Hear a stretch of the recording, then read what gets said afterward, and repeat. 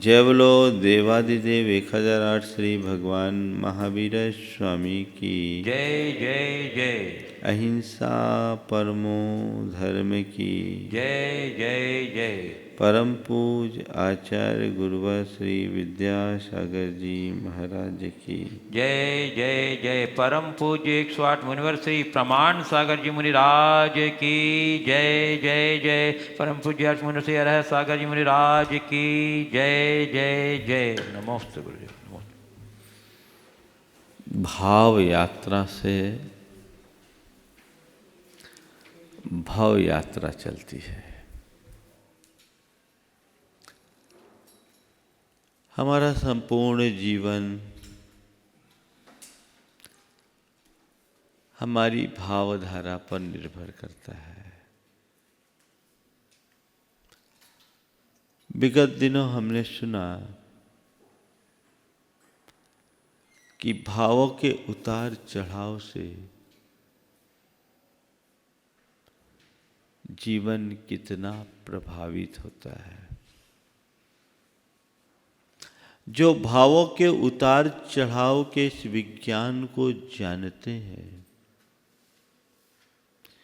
वे अपने जीवन में ठहराव ले आते हैं और जो इस रहस्य को नहीं जानते उनके जीवन में केवल भटकाव आता है। दो तरह के लोग हैं, एक वे जो भावों में बहते हैं और दूसरे वे जो अपनी भावों को नियंत्रित करके उसे एक दिशा देते हैं। भावों के बहाव में बह जाने वाले लोग अपने जीवन में कुछ भी हासिल नहीं कर पाते और भावों को नियंत्रित करके एक दिशा में आगे बढ़ने वाले लोग जीवन में शिखर को छू जाते हैं। संत कहते हैं जीवन में भटकाव नहीं, ठहराव आना चाहिए। लेकिन ये तभी संभव होगा जब हम अपने भावों को समझने की कोशिश करेंगे। प्रायः देखने में ये आता है कि लोगों के भावों में विकृतियां आती है,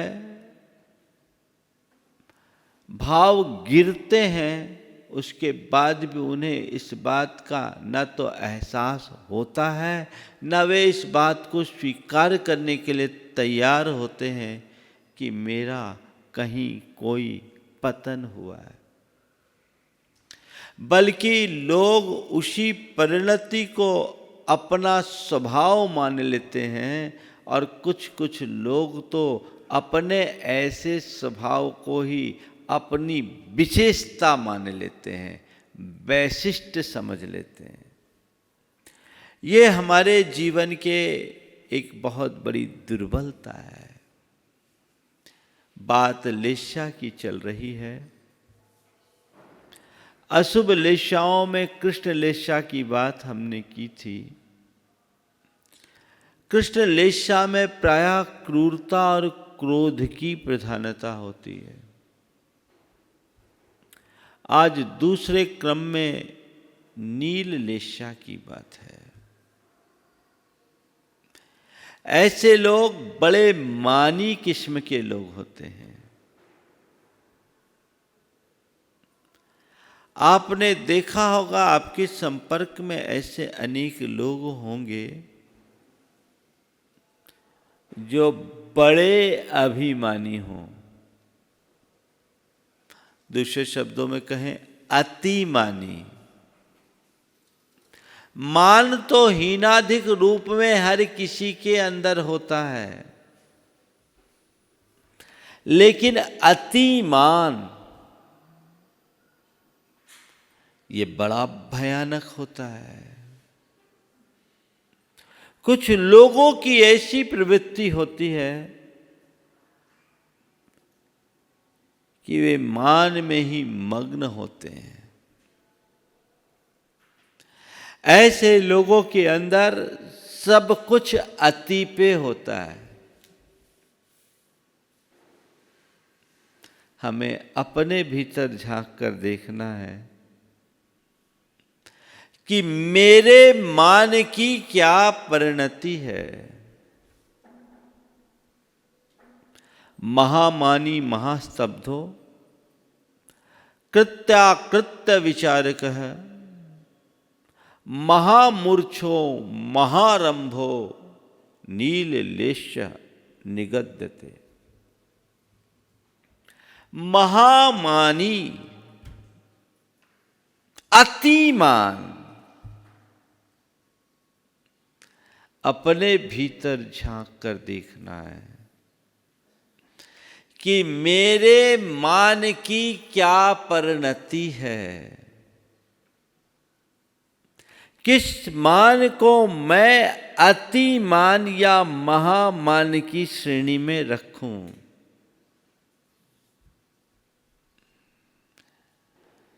प्रायः सम्मान की चाह करना मान है,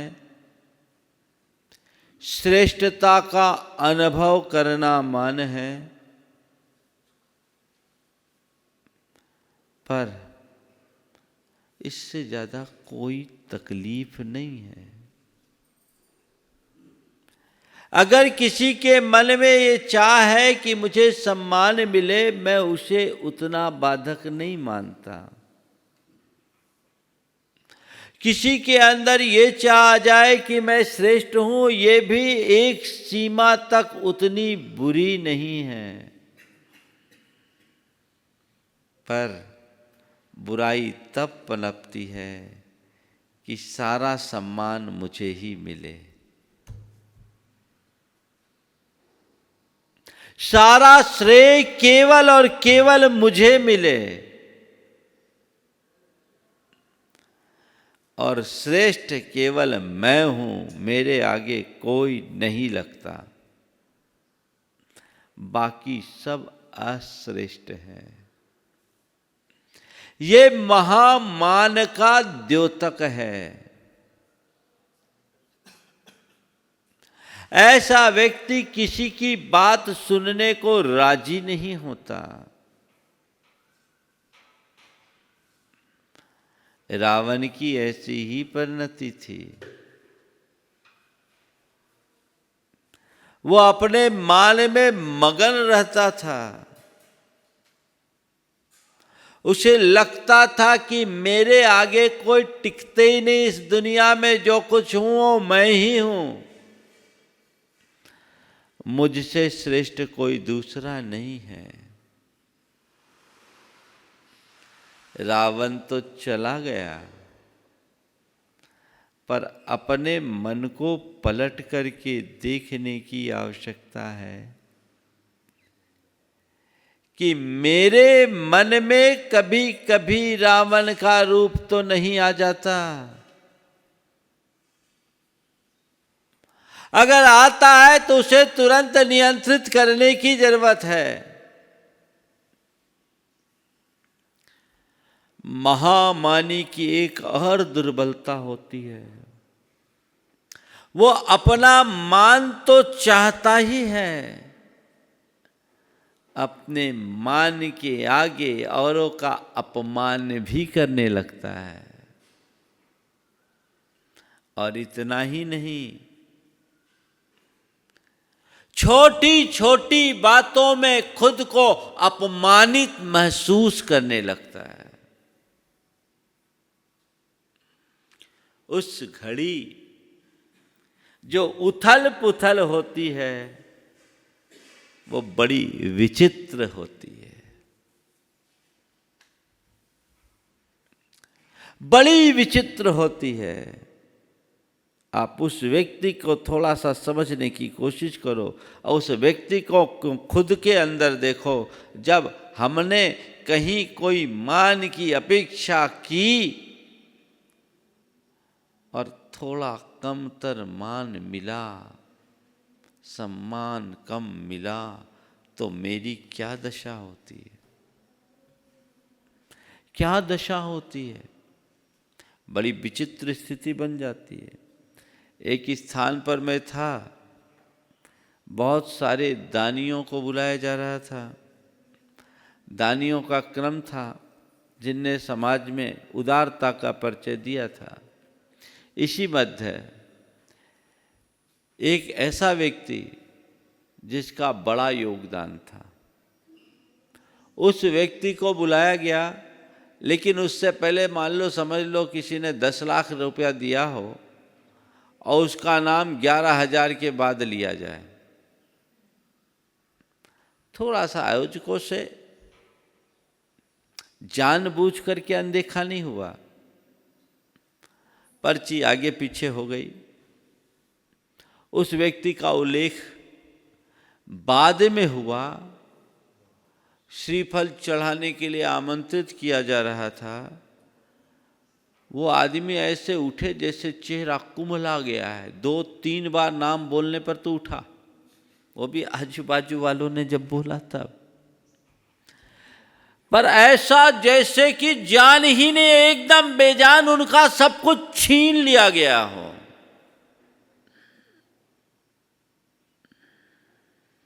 ये मान की परिणति है। और बाद में बोलता, भैया तुमने मेरा नाम बाद वालों के बाद बोला, जिनके बाद बोला मैं वही अमाउंट दूंगा। ये क्या परिणाम? ये अति मान की अभिव्यक्ति है। घर परिवार में, धर्म क्षेत्र में, गुरुजनों के संपर्क में, लोगों के साथ इस तरह का मानपूर्ण व्यवहार लोग कर बैठते हैं। होता है। ये सुकून देता है या अशांति? ये अशांत बनाता है। व्यक्ति अंदर से भुनभुना जाता है। इससे बचिए। महामान, अगर आप छोटी छोटी बातों से अपने आप को अपमानित महसूस कर रहे हो तो समझ लो आप महामानी हो। किसी व्यक्ति को महामानी बोल दो तो, हाँ, महामना बोलो तो आनंद है, माननीय बोलो तो अच्छा है, पर महामानी बोल दो तो। पर ये हमारे महामानी होने का प्रमाण है जो छोटी छोटी बातों में अपने आप को अपमानित महसूस करने लगे। खुद का अपमान किया नहीं गया पर स्वयं अपमानित महसूस कर रहा है।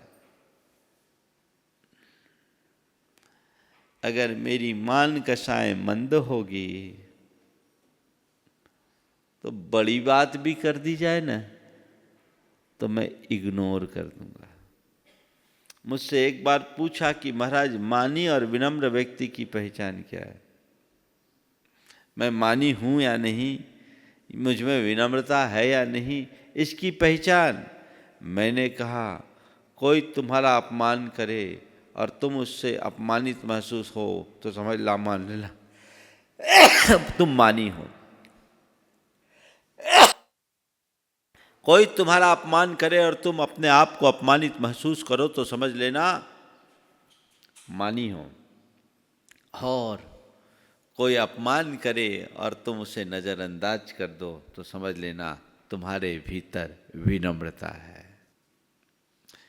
आजकल तो छोटी छोटी बातों में भी अभिमान आता है। बड़ों की बात तो जाने दीजिए, बच्चों में भी बड़ा ईगो होता है ना। छोटी छोटी बातों में वो ईगो का विषय बना लेते। थोड़ी देर सी बात हो इंसल्ट फील करते। होता है। एक बच्चा अचानक रोने लगा रोने लगा। मैंने पूछा बेटा क्यों रो रहा है? बोला गिर पड़ा था। क्यों रो रहा है? बोला गिर गया था। बोले कब गिरा था? अभी तो नहीं गिरा। कब गिरा था? बोले 9 बजे। तो अभी क्यों रो रहा है? बोले उस समय कोई देखने वाला नहीं था। ये मन को चुभता है। इसे जीतने का अभ्यास होना चाहिए। ये महामान हमारे संबंधों को तार तार करता है। आज घर परिवार जो टूट रहे हैं उसमें ईमान बड़ा कारण है। ईगो प्रॉब्लम जिसे आप बोलते हैं, हर बात को अपने मान का विषय बना लेना, ये नील लेशा का परिणाम है। लोग इसमें अपनी सुपीरियरिटी मानते हैं। नहीं, एक अच्छे इंसान की ये पहचान नहीं हो सकती। दूसरा विशेषण दिया महास्तब्ध। स्तब्ध, महामानी स्तब्धो भीरु। स्तब्ध, हाँ एकदम, कुछ लोग होते हैं ना एकदम पत्थर की भांति दिखते हैं, उनमें कहीं नम्रता के लक्षण नहीं दिखते हैं। बड़े स्तब्ध प्रकृति के व्यक्ति होते हैं, उनका जीवन ठूंठ जैसा हो जाता है। आप देखोगे चलेंगे फिरेंगे, उनकी चाल ढाल बोली बर्ताव सब में वही रूप दिखता है। एक्चुअल में जो भीतर होता है वही बाहर प्रकट होता है। यहां हमें जागना है कि ये मेरी भावधारा के पतन का प्रतीक है। मुझे स्तब्ध नहीं, नम्र रहना है।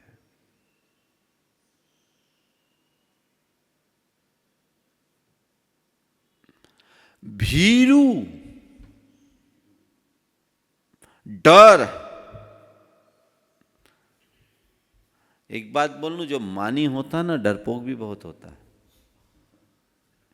उसको हर पल अपने मान का डर रहता है, अपने नाम का डर रहता है, अपनी इज्जत का ख्याल रहता है। ख्याल नहीं, डर रहता है। वो बात बात में डरता है, और डर भी एक बहुत बड़ी दुर्बलता है। अकार्य से डरो, पाप से डरो, बाकी और किसी बात से कभी मत डरो। जो आत्मश्रद्धानी होते हैं वो भय जैसी दुर्बलता से बहुत दूर होते हैं।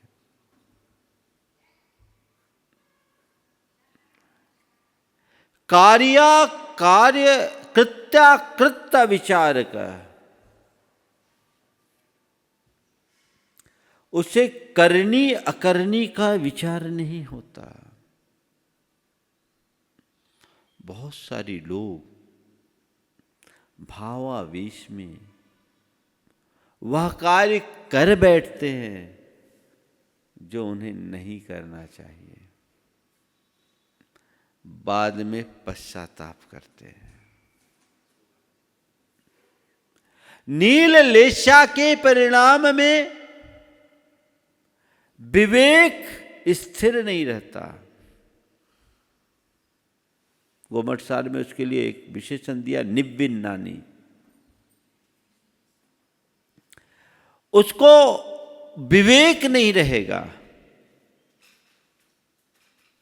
अपने हिताहित के बारे में वो सोच नहीं सकता। कृत्य विचार का। बहुत सारे ऐसे लोग होते हैं जो भावनाओं के बहाव में आकर ऐसे ऐसे कृत्य कर बैठते हैं जिनके पीछे जिंदगी भर उन्हें रोना पड़ता है। कर दिया, उस घड़ी में कर दिया, जीवन पर्यंत रोने के लिए मजबूर होना पड़ रहा है। संत कहते हैं कोई भी कार्य करो तो करने से पहले उसके परिणाम का विचार करो।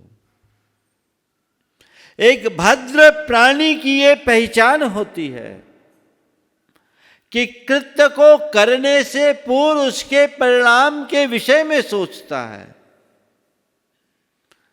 और एक मूर्ख व्यक्ति का ये लक्षण है, करता पहले है सोचता बाद में है। बहुत सारे लोग कुछ भी कर डालते हैं, ये मूर्खता है, ये जड़ता है। इससे अपने आप को बचाने की आवश्यकता है। इसका उपाय क्या है? जब कभी हमारे द्वारा अकार्य हो जाए और हमें समझ में आए, अपनी निंदा करो, अपनी आलोचना करो, और मन ही मन संकल्प लो कि अब आगे कभी ऐसा कृत्य मैं नहीं करूंगा, उसकी पुनरावृत्ति नहीं करूंगा, अपने आप को हम बचा लेंगे। बहुत सारे लोग कृत्याकृत्य का विचार किए बिना होश खो करके निर्णय ले लेते हैं और कुछ भी कर बैठते हैं। एक युवक थोड़ा सा तनाव में जी रहा था।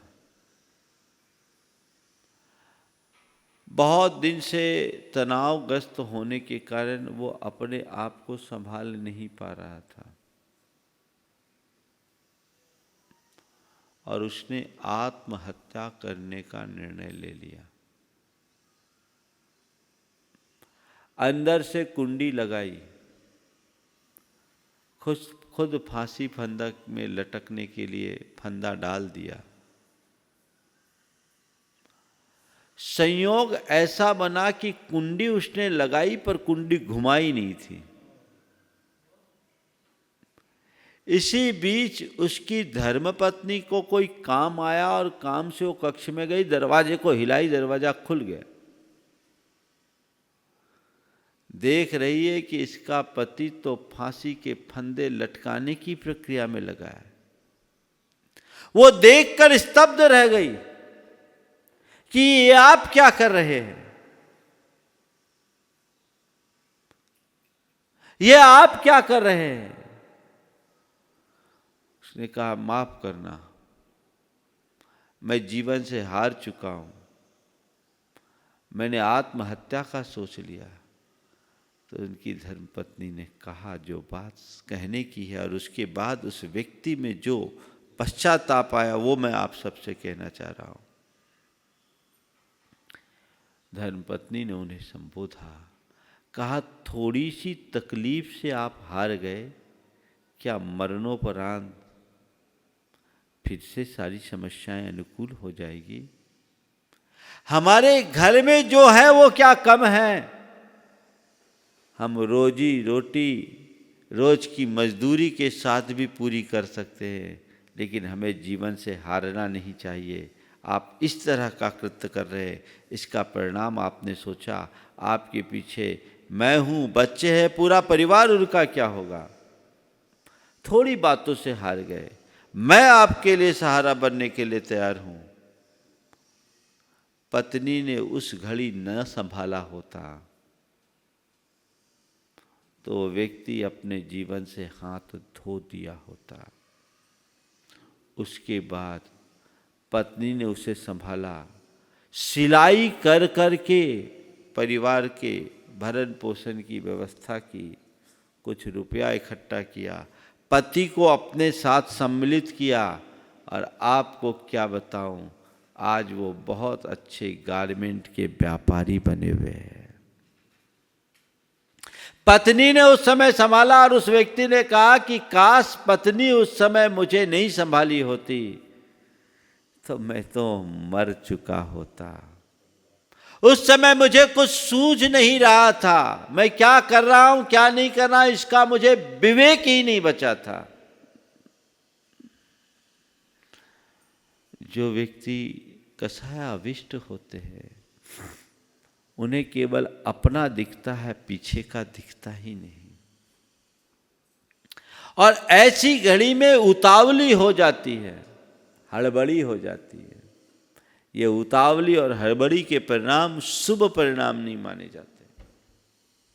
ये भी एक प्रकार के नील लेशा के परिणाम समझना चाहिए, जिसमें व्यक्ति कई बार अपने शुभ चिंतक की भी उपेक्षा कर देता है, अपने हितों का भी अहित कर देता है,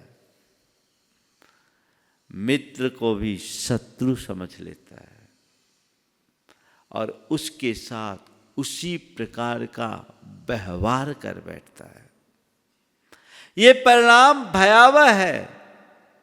इसलिए हमेशा कार्य का विचार करना चाहिए, और यदि हम नहीं कर पाए और हमें कोई सुझाव दे तो उसे स्वीकार करना चाहिए, स्वीकार करना चाहिए। यदि ये स्वीकार करने की क्षमता आ जाए तो मनुष्य में भटकाव न हो। लेकिन आजकल देखने में ये आता है कि लोगों में सहनशीलता कम होते जा रही है और अशुभ परिणाम की ओर लोगों का रुझान ज्यादा है। वो कार्य कर बैठता है लेकिन उसका परिणाम नहीं देखता।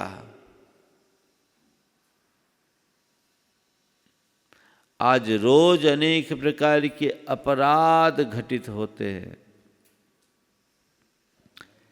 मैंने अनेक पुलिस के अधिकारियों से और अनेक न्यायाधीशों से चर्चा की। लोगों ने अपना अनुभव यही बताया है कि ये ज्यादातर अपराध क्षणिक भावावेश में होते हैं, या तो शराब के नशे में या क्षणिक भावावेश में। पर एक बार व्यक्ति दुष्कृत्य करता है, पूरे जीवन उसे भुगतने के लिए मजबूर होना पड़ता है। अरे भाई, ये एक जीवन की बात नहीं, कई जन्मों तक उसे भुगतने के लिए मजबूर होना पड़ता है। वो उस तरह के परिणाम से जुड़ जाता है।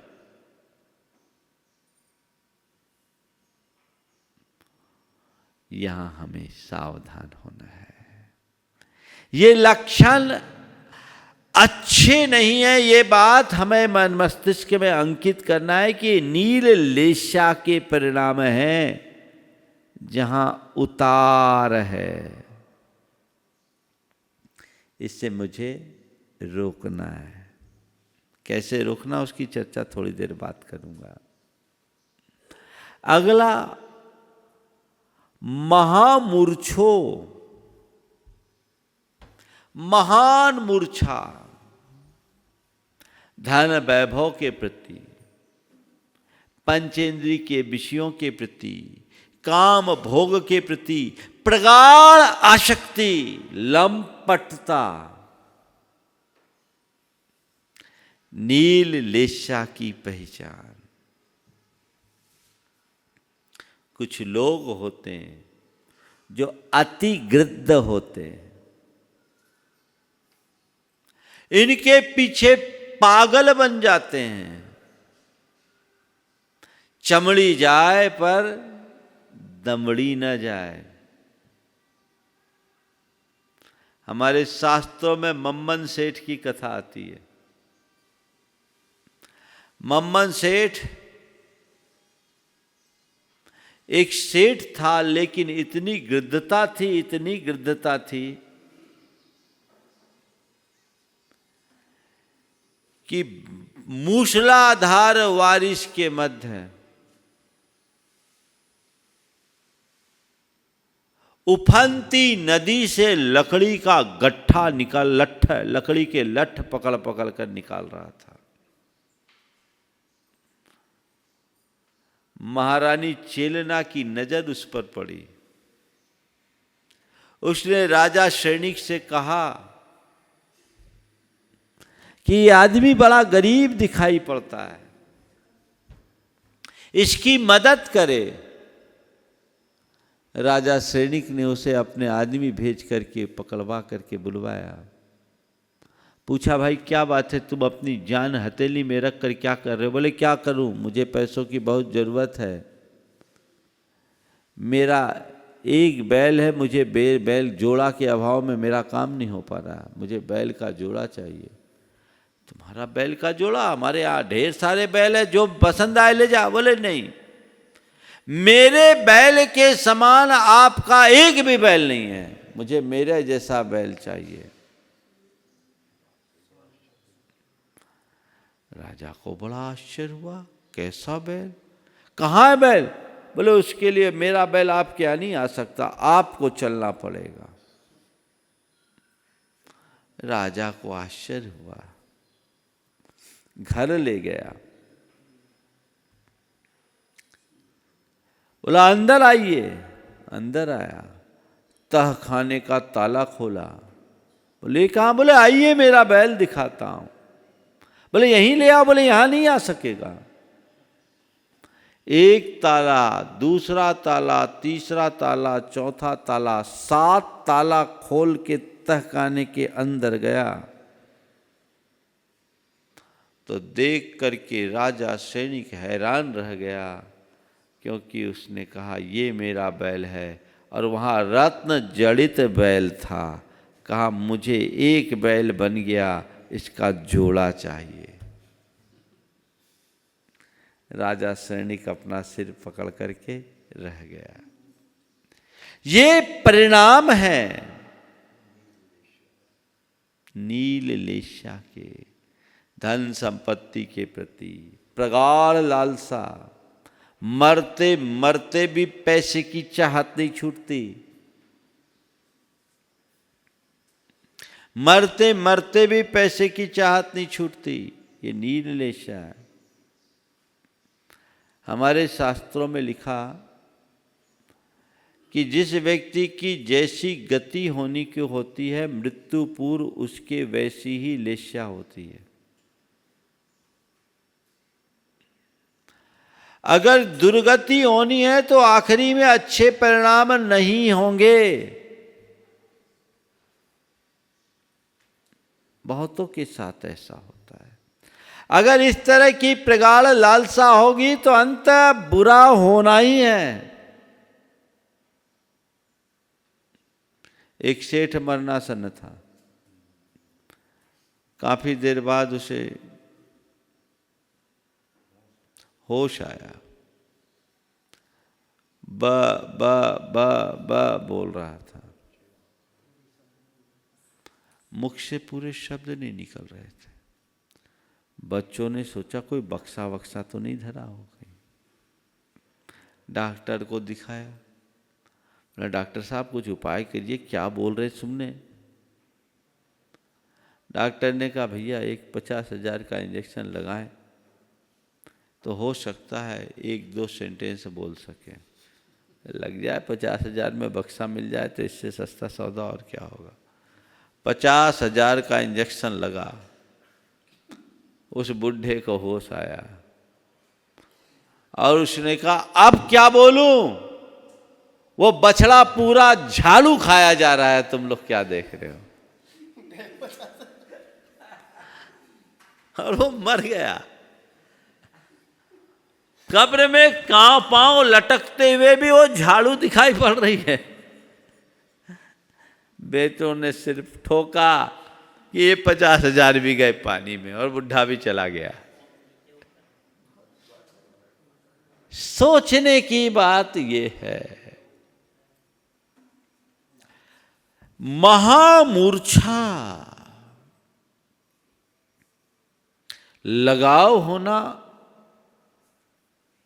लाजमी है, पर अति लगाव महादुखदायी है।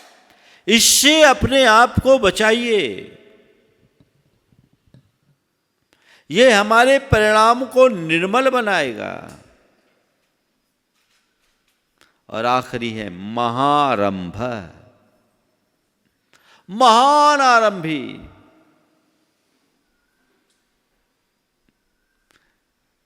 चाहे जैसे खटकर्म करने को तैयार हो जाए, जो अवसर सामने आ जाए कर डाले, उसमें हिंसा अहिंसा का विचार न हो, लाभ हानि का विशेष विचार ना हो, कर्तव्य अकर्तव्य का विचार ना हो। ऐसे लोग महाआरंभी की श्रेणी में आते हैं। उनका निश्चित तौर पर पतन होता है। ये अशुभ लेशा है, नील लेशा, आत्मा के अशुभ परिणाम है। सवाल ये है कि ये बुराइयां हैं, इसको आप सब जानते हैं, इनसे बचा कैसे जाए? इनसे बचा कैसे जाए? अपने परिणामों की विशुद्धि आप बढ़ाना चाहते हैं तो नित्य आत्मदृष्टि रखे और इन 4 बातों को रोज अपने चिंतन में लाएं। मैं कौन हूं? पहला सवाल। को हम, सो हम। मेरे भीतर विराजमान शुद्ध निरंजन चैतन्यमयी ज्ञानमयी आनंदमयी जो आत्म तत्व है वही मैं हूं।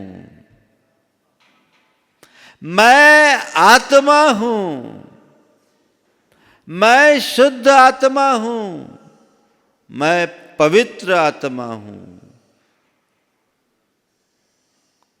सो हम, मैं कौन हूं? ये पहला सवाल। मेरा क्या है? क्या है मेरा? मेरा बस मैं हूं। मेरा बस मैं हूं, अहम इक्को। बस मैं एक अकेला आत्मा हूं, वही मेरा है। एगो में शासदो आदा नान दंसन रखनो, शेषा में बाहिरा भावा सब्वे संजोग लखना। इस शरीर से भिन्न एक परमाणु भी मेरा नहीं है। इस बात का विचार पल प्रतिपल जो करता है उसकी परिणाम शुद्धि अपने आप होती है। तीसरा सवाल, मैं क्या कर रहा हूं? जो मैं कर रहा हूं, क्या कर रहा हूं? अभी तो गोरख धंधे में लगा हूं, अभी तो दुनियादारी में उलझा हूं, अभी तो पाप पाखंड में लगा हूं, अभी तो विषय कषाय में रमा हूं। चौथा सवाल, मुझे क्या करना चाहिए? नित्य प्रति ये विचार मनुष्य की जीवन धारा बदलेगी और इन सब को नियंत्रित किया जा सकता है, इन सब को पाया जा सकता है भावना योग के बल पर। जब अपने आप को सहज शांत और सकारात्मक बनाने की प्रार्थना करते हैं, जब अपने दोषों और दुर्बलताओं का प्रतिक्रमण करते हैं, इनर क्लीनिंग करते हैं और अपने भावी जीवन को उज्जवल बनाने का शुभ संकल्प संजोते हैं और फिर हम अपने स्वरूप का बार बार अनुचिंतन करते हैं। बस हर पल एक बात को स्मरण में रखो, सोहम, मैं शुद्ध आत्मा हूँ, मैं पवित्र आत्मा हूँ, मैं शांत आत्मा हूँ और मुझे उसी आत्मा को प्राप्त करना है। इसके लिए मुझे सहज रहना है, शांत रहना है, सरल रहना है, सकारात्मक रहना है। ये भाव, ये कमांड मन में बार बार दोहराते रहेंगे तो इन अशुभ परिणामों से बहुत आसानी से मुक्त हो सकेंगे। और इस प्रकार के कमांड के बिना हम अपने जीवन को व्यवस्थित और नियंत्रित करने में समर्थ नहीं हो सकेंगे। तो ये कृष्ण लेशा की अपेक्षा थोड़ा सा मंद है, लेकिन है ये भी अशुभ लेशा। काले से नीले में गाढ़ापन कम होता है, लेकिन है तो ये लेशा। हम सब की ये लेशा की धारा सुधरे। मैंने कहा भाव यात्रा से भाव यात्रा है। हम अपने भावों को गिरने से बचाएं और चढ़ाने का प्रयास करें। इसी शुभ भाव के साथ समय आप सबका हो गया है। यहीं पर विराम। 2 पंक्तियां मंगल भावना की।